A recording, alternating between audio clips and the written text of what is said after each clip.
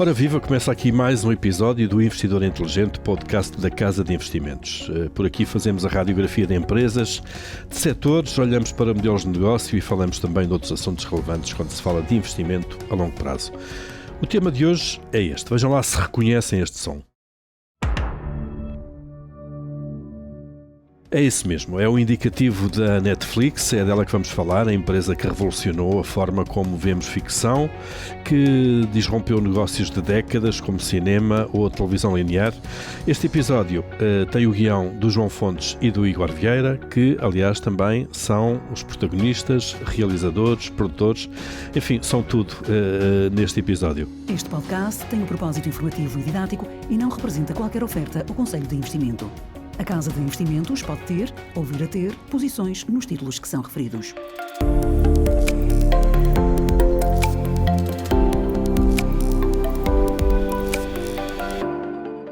João, começando por ti, vamos olhar obviamente para a história da Netflix. Como é que tudo isto começou, não é? Vamos lá. Portanto, a história da Netflix remonta a 1997, quando um geólogo de formação, o Mark Randolph, na altura com 39 anos e com uma carreira de sucesso até então, decide em conjunto com um antigo colega seu, o Reed Hastings, criar um negócio de aluguer de filmes em videocassetes, antigas VHS. A versão oficial inicial da origem da Netflix refere que um dia, quando o Reed Hastings estava a devolver um filme em VHS num clube de vídeo local, supostamente o Apollo 13, com Tom Hanks, terá recebido uma multa de atraso de $40. Isto levou a pensar que este mercado poderia ser desrompido no futuro.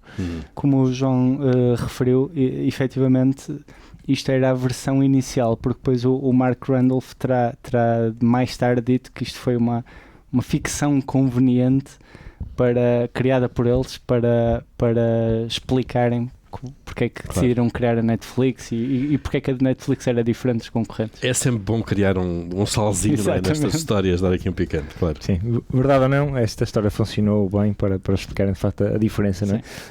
De todo modo, na altura ele e o Mark Randolph ouvem que os DVDs estão a chegar ao mercado e decidem experimentar enviar alguns CDs por correio para si mesmos, para perceber se o CD era danificado durante o transporte, e não eram, conseguiram verificar isso.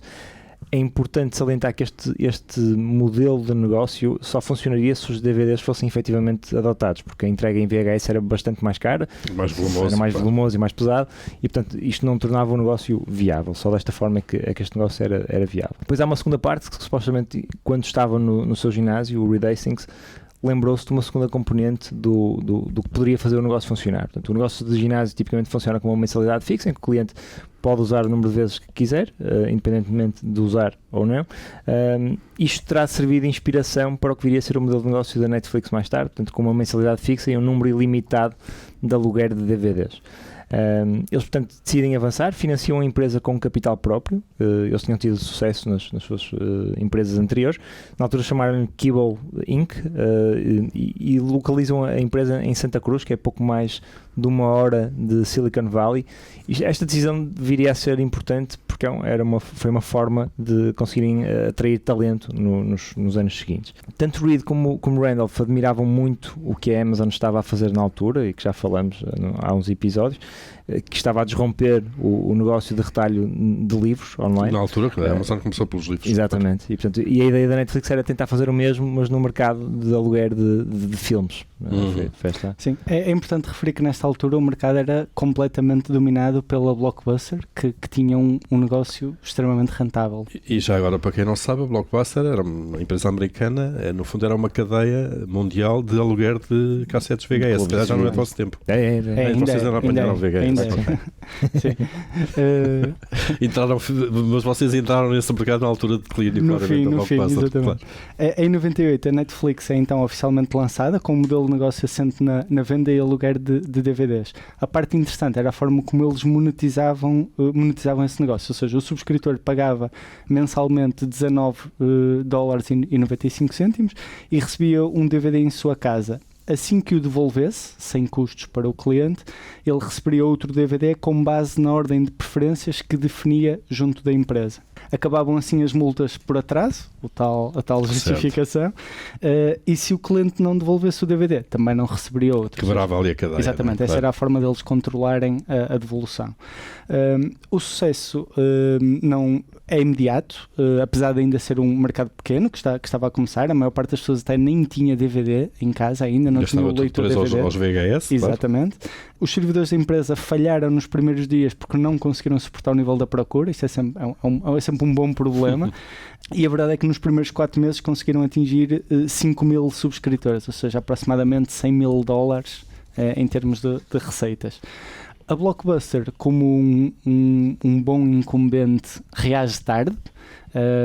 Numa reação inicial foi ignorar os DVDs e manter-se com oferta exclusiva de VHS, algo que acaba por ser um bocadinho natural e que vemos isso é o dilema da inovação, que o Clayton Christensen explica tão bem. E isto é muito frequente ver neste tipo de empresas, exatamente. Claro. E a Netflix obviamente beneficiou com essa postura da Blockbuster. Sim, claro. Com o crescimento, a Netflix apercebe-se que está a queimar cash flow a um ritmo demasiado elevado e definem como prioritário tentar reduzir o ritmo de rotação dos DVDs pelos clientes. Portanto, quanto mais rápido os clientes trocavam os DVDs, mais custos de transporte eles tinham que suportar porque a mensalidade era fixa, não é? Portanto, de alguma forma vítimas do sucesso do modelo. Correto. Portanto, claro. A aposta que eles fizeram foi interessante, que era se os clientes, o que eles achavam é se os clientes gostassem muito dos títulos, iriam ficar com os títulos durante mais dias e portanto eles começaram a apostar em nichos de filmes, de terror, de filmes de westerns, etc. E dessa forma conseguir personalizar, eles criaram um algoritmo de personalização, de recomendação de filmes, que chamaram Cinema Match, e isto foi uma peça-chave para tentarem reduzir a rotação de DVDs e melhorar a rentabilidade do negócio. No final de 98, o Reed Hastings assume o papel de co-CEO, portanto entra finalmente numa posição executiva na empresa, juntamente com o Mark Randolph. O Reed Hastings fica com a parte mais técnica, de gestão da parte técnica da plataforma. O Mark Randolph com a parte comercial e aquisição de conteúdo, que também é uma peça-chave no negócio da Netflix. Mesmo com estas alterações, a Netflix estava a queimar dinheiro a um ritmo muito acelerado. Eles decidem abordar a empresa que tinha servido de inspiração, a Amazon, e, portanto, segundo consta, numa reunião, numa abordagem que fizeram à Amazon, tiveram uma reunião com o Jeff Bezos, que lhes oferece $12 milhões para comprar a totalidade do negócio. Os fundadores acabam por decidir não vender, mas tiveram a equacionar seriamente vender. Aparentemente terá sido o Reed Hastings a ter a posição mais forte de manter o negócio. Ele, pelo menos, sim. Não, é verdade, o Randolph diz isso no livro que ele escreveu. Depois há 2 versões, enfim, não batem certo, mas ele diz isso, de facto. Se a Amazon tivesse comprado, de facto tinha sido uma compra excepcional no negócio da Amazon, claro. Também não sabemos se a Amazon tivesse comprado, se tinha desenvolvido o negócio a este nível. É verdade. Era mais um dele. Exatamente. Eles, em alternativa, o que propõem à Amazon é oferecem um negócio de venda de DVDs, que a Netflix ainda tinha este negócio, e ainda teve durante muitos anos. Venderam esse negócio à Amazon e, em contrapartida, a Amazon faria publicidade à Netflix na sua plataforma de retalho. Isto faz com que a Netflix cresça a um ritmo superior nos anos seguintes. Eles entram, de facto, numa fase de crescimento muito significativo. O Reed Hastings percebe que a eficiência da operação e a rapidez com que os DVDs eram processados pela empresa e enviados novamente para os clientes era um fator que era um chave neste negócio, por isso começam a investir em centros de distribuição junto dos locais onde a sua base de clientes se concentrava. Passado 2 anos, isto em 2000, a empresa já tinha 120 mil subscritores, portanto tinha uma expansão muito, muito forte no espaço de 3, 4 anos, o que corresponde a cerca de $30 milhões de receitas anuais. Portanto, já era um valor considerável. E nesta altura, a Netflix preparava-se para finalmente lançar a empresa no mercado, no IPO, quando acontece a crise das .com e, portanto, isso leva ao afastamento. A oferta pública. É curioso que, neste momento, a Netflix ainda não é nada daquilo que nós conhecemos hoje. É uma empresa quase de logística, não é? Sim. Basicamente de envio de DVDs, não é? Exatamente. Nesta fase a empresa estava novamente a queimar muito fluxo de caixa e com o adiamento da oferta pública de venda também acabam por ver-se forçados a procurar mais capital, mais fundos de financiamento. E uma das alternativas era vender o negócio. E eles acabam por ter que abordar a Blockbuster, O tal incumbente, não é? Exatamente. E pediram 50 milhões pela venda do negócio. No entanto, a Blockbuster acabou por rejeitar. Ou seja, a Blockbuster aqui, como acabam por ter quase aquela postura de nós sabíamos que vocês nós é que tínhamos razão, nós sabemos que o nosso modelo de negócio é que era o melhor e que vocês iam sofrer. Então tiveram a atitude: vocês estão desesperados, vamos esmagar-vos. E então o que é que eles decidiram fazer? A Blockbuster decide replicar o negócio da Netflix, criou o site Blockbuster Online, um clone, na prática, do negócio da Netflix, mas nesta fase sem qualquer ligação às lojas de Blockbuster. Este pormenor acabou por ser problemático, porque eles tinham um modelo de franchising das lojas, o que levou a que o negócio online acabasse por canibalizar o negócio dos seus franchisados, claro, que obviamente não acharam piada nenhuma, claro, e acabou por começar ali a causar algum atrito com os parceiros.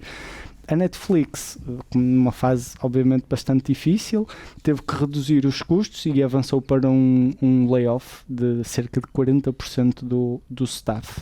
Isto muito pouco tempo depois de terem anunciado a oferta pública de venda. E passaram aqui uma fase tremendamente difícil. A verdade é que conseguiram aguentar-se e 2 anos mais tarde, em 2002, avançam então com a oferta pública de venda, levantam 83 milhões de dólares de capital, avaliando a empresa em cerca de 300 milhões e com isso vendem cerca de 25% da empresa. Um ano mais tarde atingem uma meta importante, 1 milhão de subscritores, e aparentemente começa tudo a correr bem para a Netflix, até que, entretanto, o CFO anuncia a saída da Netflix para se lançar numa iniciativa pessoal, e a Blockbuster lança finalmente ao público a plataforma Blockbuster Online. Ok, mais contratempos aqui. E claro, nesta fase a capitalização no espaço de uma semana da Netflix cai quase 60%, o que é obviamente uma queda brutal. Na mesma altura começam a surgir rumores que a Amazon pretende entrar no mercado de aluguer de DVDs e portanto inicia-se uma guerra de preços com a Blockbuster, com as duas empresas a reduzirem preços. O CFO felizmente acaba por tomar a decisão de ficar e defender a empresa, o que viria a provar ser uma decisão muito importante para o sucesso da Netflix. E nesta altura a Blockbuster é alvo de uma campanha de um investidor ativista, o Carl Icahn, que acaba por colocar pressão na Blockbuster para que volte a subir os preços do negócio de aluguer. E isto, na verdade, foi uma dádiva para a Netflix, numa altura em que eles estavam muito pressionados e que a guerra de preços estava a pressionar a rentabilidade. A Blockbuster reverte a decisão de baixar preços e, portanto, eles conseguem voltar a subi-los e melhorar a rentabilidade do negócio. E, portanto, passado dois anos, em 2005, a empresa consegue fechar já com 4 milhões de subscritores, portanto, um crescimento bastante relevante em 3 anos, portanto, eles tinham 1 milhão em 2002, e com uma capitalização bolsista de 1,5 mil milhões de dólares, quase 5 vezes mais do que a que tinham durante o IPO. Claro. Havia aqui também um efeito de escala, certamente, claro, que eles precisavam de pôr a funcionar. Em 2006 eles têm um golpe brilhante, que é, ou seja, eles criam o prémio Netflix, que basicamente seria atribuído a qualquer engenheiro, qualquer pessoa que conseguisse criar um algoritmo de recomendação que conseguisse bater o algoritmo da Netflix em pelo menos 10%. A verdade é que só 3 anos depois é que conseguiram criar um algoritmo melhor e o prémio foi atribuído, mas a verdade é que a publicidade que eles conseguiram ter durante este período foi absolutamente notável e decisiva também para potenciar o crescimento da empresa. A Blockbuster, entretanto, tenta diferenciar o seu produto e lança em 2006 uma novidade no plano online, que era a campanha Total Access. Na prática, passava a ser possível devolver o DVD em qualquer loja da Blockbuster, trocando pelo próximo filme diretamente na loja. Obviamente isto era um risco e adicionava aqui uma complexidade grande à operação, porque as lojas, como tínhamos dito, eram franchisadas, grande parte, mas criava aqui uma diferenciação face ao modelo Netflix. Isto acabou por assustar a Netflix e teve impacto na empresa, ou seja, pela primeira vez num trimestre a empresa perdeu subscritores. O Reed Hastings encontrou-se com o CEO da Blockbuster nesta altura, no festival Sundance, em 2007, e acaba por propor uma fusão entre as duas empresas, com a Netflix a absorver o negócio online da Blockbuster. A Blockbuster, mais uma vez, volta a rejeitar a oportunidade, acreditando que tinha uma vantagem estrutural face à Netflix, ou seja, certo, mesmo à segunda vez voltaram a não perceber a oportunidade que tinham em mãos. E na verdade tinham uma vantagem estrutural nesta fase, não é? Ainda, claro. Mas uma vez mais o investidor ativista volta a fazer críticas à empresa, nomeadamente agora em relação ao pacote de remuneração do CEO. Isto acaba por levar à sua substituição, à sua demissão. Estamos a falar da Blockbuster. Da Blockbuster. E portanto o CEO que foi escolhido para o substituir na Blockbuster foi um desastre completo. Portanto, ele não só anunciou que não acreditava que o online era uma ameaça significativa ao negócio da Blockbuster, portanto ignorou esses avisos. Acabou de imediato com o programa Total Access, que o Igor nos falou há pouco, e que estava a dar uma vantagem estrutural à Blockbuster face à Netflix. Aumentou o preço dos aluguéis dos DVDs e depois iniciou uma campanha de tentativa de atração de jovens para as lojas, para os clubes de vídeos da Blockbuster, através da oferta de comida e de bebidas a preços mais baratos. Portanto, esta foi a grande estratégia para atrair público. Escusados a dizer que isto não funcionou e foi um presente perfeito para a Netflix para conseguir se portar e conseguir ganhar a guerra com a Blockbuster. E já agora a cereja no topo do bolo deste novo CEO foi o anúncio que iriam comprar uma cadeia de retalho de equipamentos de eletrónica que estava em processo de insolvência por $1.000 milhões na altura. Depois acabaram por reverter, porque a Blockbuster por si também começou a enfrentar algumas dificuldades. Isto levou a múltiplas saídas de talento da Blockbuster, que viriam integrar depois os quadros da Netflix, que foi também um fator relevante para o aumento da estrutura da empresa, e na verdade no espaço de 3 anos a Blockbuster iria iniciar o seu processo de insolvência também, claro. Que acabou por levar ao encerramento de centenas de clubes de vídeos em todo o mundo e em Portugal também, que chegamos a ter vários clubes da Blockbuster. E assim a Netflix passa de estar perto do abismo, em que se via forçada a vender ao seu grande concorrente, para passar a liderar um mercado sem qualquer concorrência. Na verdade, em 2009 eles têm 10 milhões de subscritores, num período da grande crise financeira, sem qualquer cancelamento material de subscritores, o que é notável para este negócio. O streaming começava então a afirmar-se como a solução de futuro para a distribuição de conteúdo. A penetração de acessos de banda larga nos Estados Unidos também tinha ultrapassado finalmente a barreira dos 50%, e por isso as próprias condições... A infraestrutura de mercado, no fundo, começou a existir, não é? Começou a materializar-se, exatamente, ou seja... A primeira ideia que a Netflix tem para desenvolver este mercado, isto em 2007, foi criar um dispositivo conectado à televisão, que seria uma Netflix Box. Como as boxes que nós conhecemos. Exatamente. Claro. A ideia era que esta box tivesse um hard drive que permitia aos utilizadores fazer o download dos filmes ou séries antes de os ver. O problema que a Gestão viu nesta estratégia era que a empresa desta forma iria entrar em conflito direto com as empresas de cabo, que tinham também as suas próprias boxes, e com as empresas produtoras de dispositivos eletrónicos. E por isso, apesar da fase de desenvolvimento estar concluída, o CEO, Reed Hastings, acaba por tomar a decisão de cancelar este projeto. Sim. Na verdade, o projeto não foi totalmente cancelado, eles decidem fazer o spin-off ao criar uma nova empresa para comercializar este dispositivo. Esta empresa passa a chamar-se Roku, e o produto é lançado em 2008 e passa a ser o primeiro dispositivo parceiro da Netflix, e já agora a Roku hoje é uma empresa com uma capitalização bolsista de $8.000 milhões, portanto com sucesso considerável. O spin-off da Netflix antigo. Exatamente. O esquema de parceria acaba por funcionar e a Netflix foca-se então em aumentar o número de dispositivos parceiros, assina contrato com a Microsoft, a Xbox, com a Sony PlayStation, ou seja, rapidamente as parcerias acumulam-se e o primeiro pilar do negócio de streaming fica garantido, ou seja, ter um dispositivo que suporte a aplicação. O segundo pilar, o conteúdo, era a parte mais complexa de resolver, obviamente, para o negócio de streaming. Isto porque o negócio de streaming tem um enquadramento legal completamente diferente do negócio de aluguéis de DVDs ou de VHS. No negócio de aluguer de DVDs, a partir do momento em que uma empresa compra o DVD, passa a poder alugá-lo a um terceiro sem ter que pagar qualquer royalty ou comissão. No caso do streaming, esse princípio não se aplica e, portanto, a empresa de streaming teria que adquirir os direitos de transmissão do conteúdo antes de poder transmiti-lo. Isto torna, obviamente, o negócio mais complexo e mais oneroso. Claro. Sim. No início, a Netflix acaba por sair beneficiada, já que não lhe era dado muito crédito e por isso consegue comprar os direitos de vários filmes e séries às empresas de cabo a um preço muito, muito reduzido, muito simpático. A indústria nesta altura estava organizada nos produtores de conteúdo, nos estúdios, e nas empresas de cabo que compravam esse conteúdo e que depois injetavam os filmes e as séries nos seus canais. A Netflix inicialmente negocia com as empresas de cabo para comprar os direitos de transmitir as bibliotecas antigas destes conteúdos de mídia.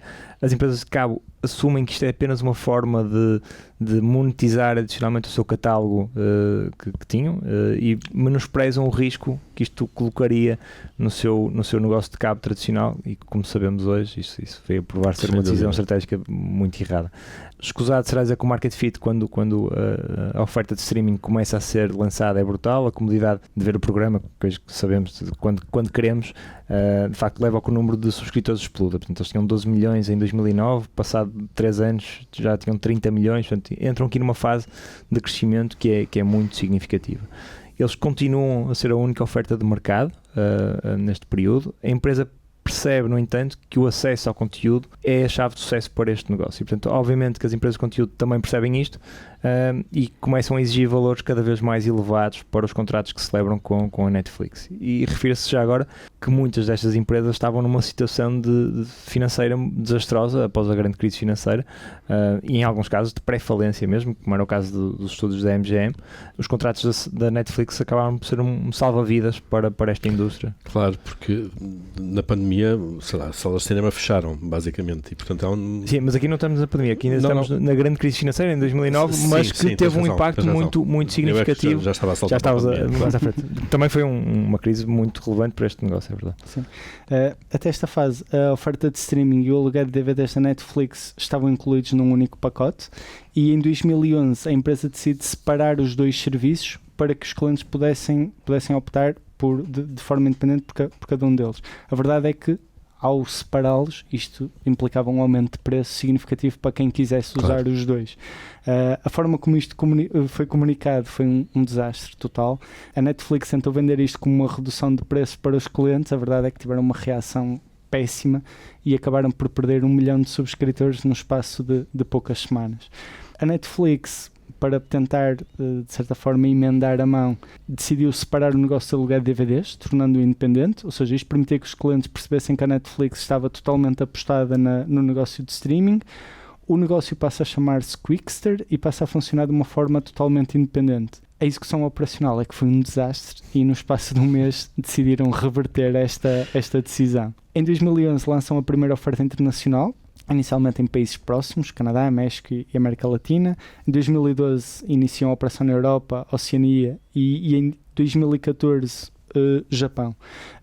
5 anos mais tarde anunciam então que já estavam presentes em 130 países, reclamando uma presença global para a marca, ainda que não estejam presentes na China. Em 2012 entra finalmente o primeiro concorrente do mercado, o Amazon Video. A oferta de streaming era incluída no pacote da Amazon, no Prime, sem que os utilizadores tivessem que pagar mais, o que obviamente lhes deu logo uma base de clientes muito significativa, claro. Cerca de 10 milhões de subscritores. A ação da Netflix mais uma vez teve uma queda fortíssima, 80% no espaço de um ano, e a verdade é que ainda há aqui depois outra história adicional, que é o investidor ativista que tinha estado envolvido na Blockbuster, o Carl Icahn, investe na Netflix, faz uma posição relevante e com o objetivo de se envolver e de participar nas decisões da Netflix daí em diante. O que pode correr bem ou pode correr mal. Sim, com a Blockbuster correu bastante mal, claro. A entrada da Amazon leva a que haja uma maior concorrência no acesso ao conteúdo, o que acaba por levar a que a Netflix inicie a estratégia de produção de conteúdo próprio. A primeira série produzida pela Netflix foi uma série baseada na série Sopranos da HBO, que chamava-se Lilyhammer, que foi estreada em 2012. A série não foi um sucesso, mas foi um sinal claro que a empresa tinha percebido que o conteúdo original era uma peça-chave na luta pelos subscritores no futuro. Eles em 2013 lançam House of Cards e aqui sim o sucesso foi tremendo.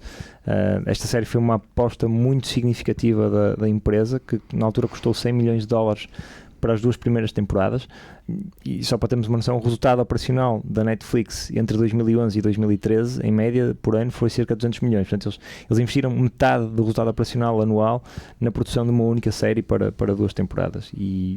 Mas o sucesso, como eu disse há pouco, foi de facto muito significativo e levou a um aumento muito grande de subscritores neste período. Acho que houve muita gente, nomeadamente em Portugal, que subscreveu a Netflix. Por causa da House of Cards. Por causa da House of Cards. E uma coisa curiosa, esta série foi a primeira onde foram lançados lançados todos os episódios em simultâneo, e a reação da indústria do cabo foi que isto era um erro fatal para a empresa, que iria destruir por completo o modelo de negócio.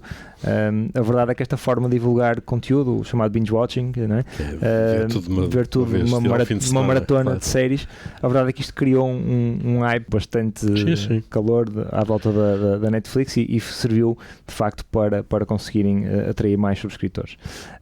E portanto, nesta altura a empresa percebe que há uma relação direta entre o investimento em conteúdo e o número de subscritores. Eles decidem acelerar os investimentos na produção e aquisição de conteúdo externo, e para o financiar eles decidem abandonar a doutrina que tinham até então, que era não usar dívida, e começam a alavancar a empresa de uma forma mais agressiva para de facto investir mais em conteúdo. Para dar uma ideia do nível de investimento, o investimento em conteúdo passa de 3 mil milhões de dólares em 2013 para 14 mil milhões de dólares em 2019. Uma brutalidade. É um absurdo. Nesse mesmo período passam de uma situação positiva de tesouraria de quase 1.000 milhões em 2013 para quase 10 mil milhões de dólares de dívida líquida. Ou seja, a situação financeira alterou-se radicalmente. E uma coragem muito grande para apostar, saber que ali há um caminho. Sem dúvida. Não é? Em 2019 eles fecham um ano com 167 milhões de subscritores, cerca de 60 milhões nos Estados Unidos. A empresa atravessa então um momento de expansão excepcional, que é acelerado também pela pandemia. Agora sim, a pandemia. Exatamente, ou seja, em 2020 eles passam a barreira dos 200 milhões de subscritores, 220 milhões em 2021, abrandando a expansão depois em 2022, no rescaldo da pandemia, mas ainda assim fechando o ano com cerca de 230 milhões de subscritores.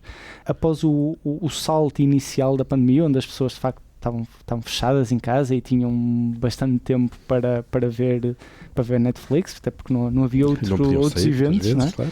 Houve aqui um certo abrandamento, o que também é normal e viu-se na generalidade dos negócios que foram afetados positivamente pela pandemia. Nesta altura a concorrência no mercado de streaming estava no pico, com ofertas alternativas da Disney, HBO, Amazon, Apple, Paramount, Hulu, etc. De forma a melhor monetizar a sua base de clientes e reiniciar o ritmo de investimento, a Netflix anunciou em 2022 três medidas estruturais. Numa primeira fase lançar um pacote mais barato, mas com publicidade. Anunciaram também que iriam lançar uma campanha contra a partilha de passwords, que é algo que foi muito polémico, sabemos também, que foi bastante polémico e que é... Houve muita gente que disse vou cancelar e vou deixar de utilizar isto, etc. Se calhar não houve tanta gente depois a fazê-lo. Não, felizmente para eles não. Exato. E rever o plano de investimento em conteúdo de forma a manter os níveis de investimento estáveis por alguns anos. Ou seja, as primeiras duas medidas têm um impacto muito significativo no ritmo de captura de novos subscritores, ou seja, a Netflix consegue adicionar cerca de 30 milhões de subscritores em 2023 e acabaram o ano com 260 milhões, ou seja, provou-se que de facto foram bem sucedidas essas medidas. A maior racionalidade no investimento em conteúdo permite também à empresa apresentar uma geração de fluxo de caixa recorde em 2023 de quase 7 mil milhões de dólares americanos.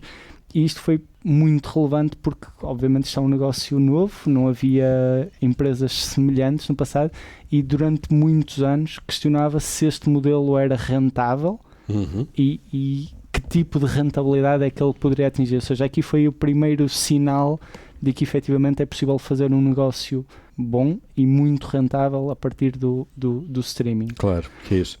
É curioso, de facto, como dizes, a Netflix criou um modelo novo. Criou um modelo novo. Foi inovador a esse nível.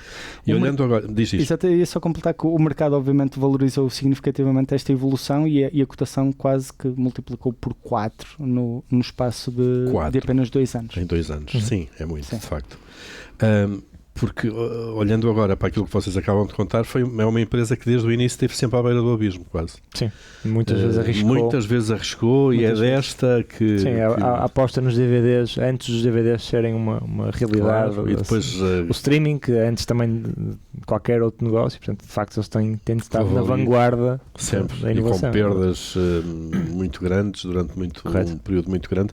Portanto, houve ali, e com apostas, como vocês dizem também, arriscadas. Aquilo vai funcionar ou não vai funcionar, não é? E foi funcionando de alguma maneira.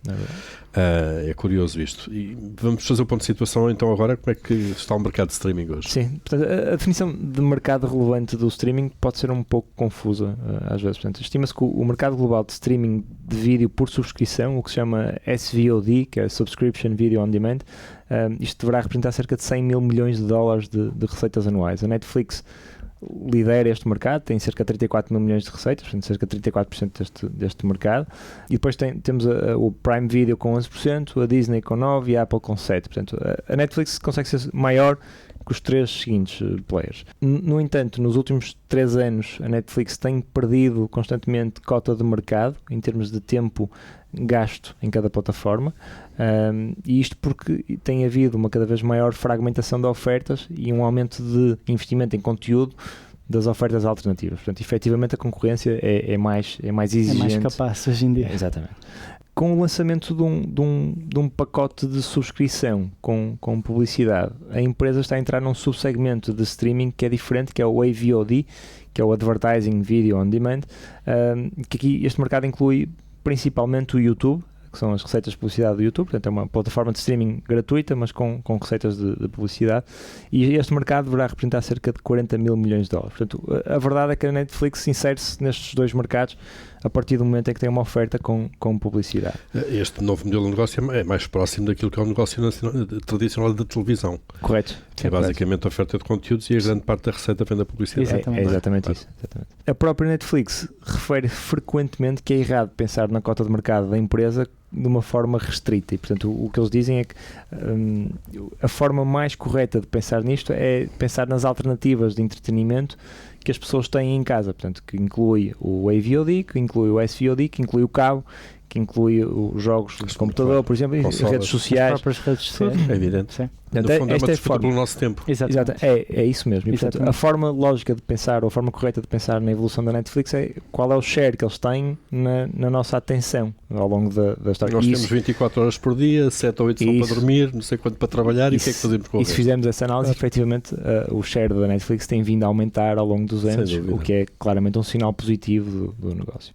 A Netflix fechou em 2023, portanto, como eu disse, com 34 mil milhões de dólares de receitas e com pouco mais de 260 milhões. Eles reportaram o primeiro trimestre há uns dias e, portanto, eles já têm 270, portanto, eles adicionaram 10 milhões no espaço de um trimestre, e uma receita média mensal por utilizador de cerca de 12 dólares. Obviamente, estes 12 dólares refletem um mix geográfico, portanto, nos Estados Unidos a receita média é superior, é cerca de 18 dólares, enquanto que em regiões como na Ásia é cerca de 7 dólares. Portanto, estes 12 dólares os pacotes que as pessoas são pacotes mais baratos nestas regiões. Em termos de exposição geográfica, portanto, 44% das receitas vêm da América do Norte, dos Estados Unidos e Canadá, 31% da Europa, Médio Oriente e África, 13% da América Latina e depois 11% da região da Ásia, Pacífico e Oceania.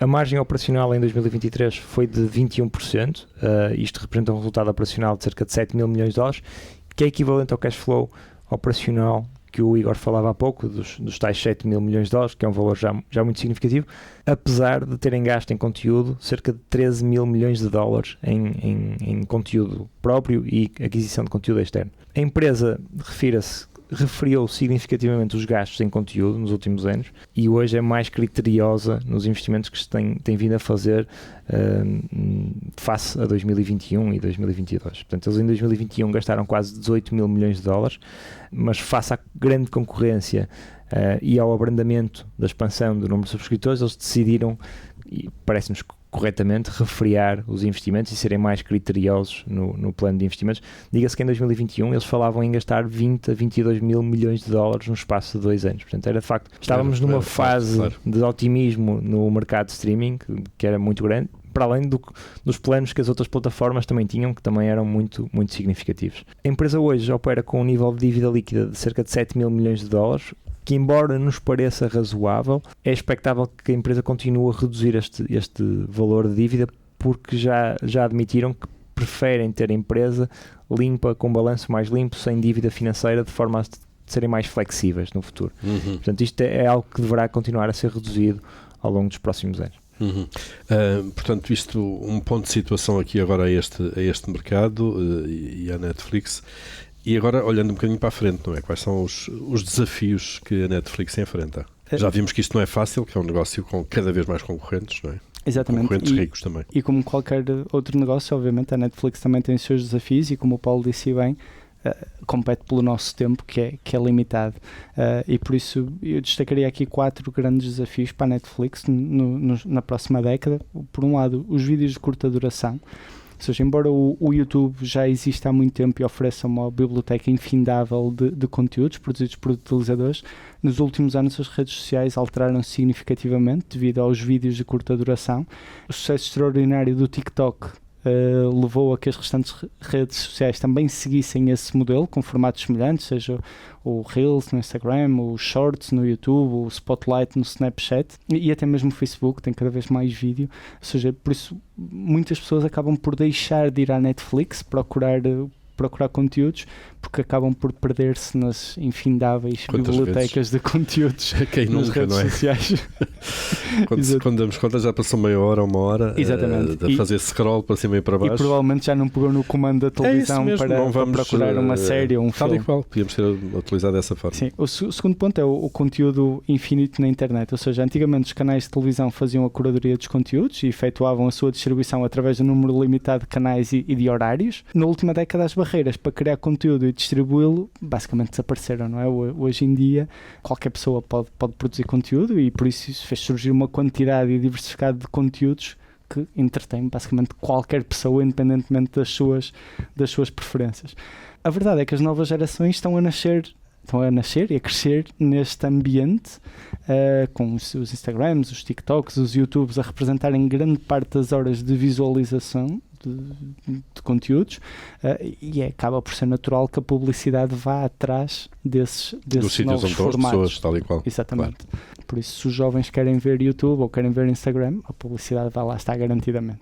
O tempo nas redes sociais tem crescido mais do que o streaming. Este é outro risco, ou seja, o tempo que as pessoas passam em média nos serviços, tanto no streaming como nas redes sociais, continua a crescer muito à custa da televisão tradicional, que tem reduzido consecutivamente. A verdade é que o crescimento nas plataformas de streaming tem sido inferior ao crescimento nas redes sociais. No final de 2022, para dar uma ideia, o tempo médio diário passado nas redes sociais já era bastante próximo do streaming, ou seja, estima-se que seria 1h20 por dia em média nas redes sociais, 1h30 nas plataformas de streaming e ainda assim pode ser surpreendente para muita gente. Na televisão tradicional, em média, as pessoas ainda passam 2h55 por dia, em média. Sim, surpreende de alguma maneira. Eu gostava de ver isto também depois, mas não é espaço nem tempo aqui por níveis etários. Certo. Obviamente há uma diferença enorme. Há uma diferença muito grande entre, sei lá, os mais 65 sem dúvida. Os mais de 65 eu tenho a ideia que passa às 4 horas.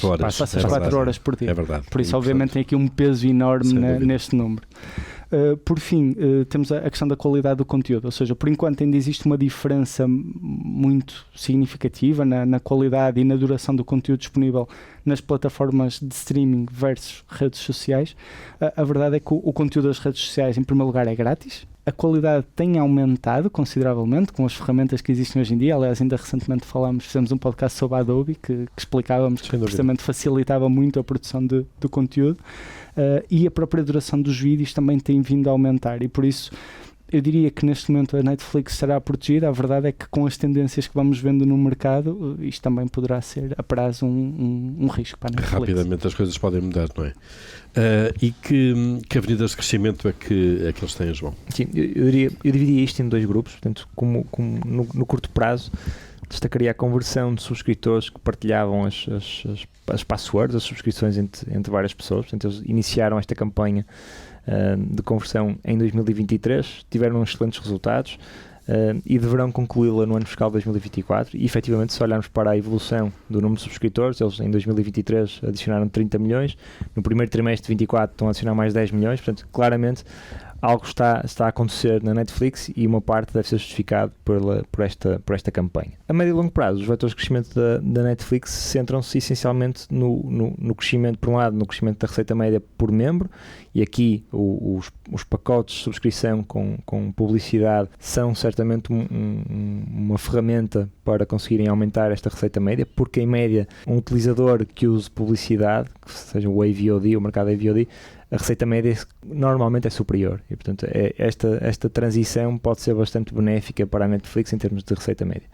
E, por outro lado, o crescimento do número de subscritores através do aumento da penetração da plataforma nos mercados geográficos.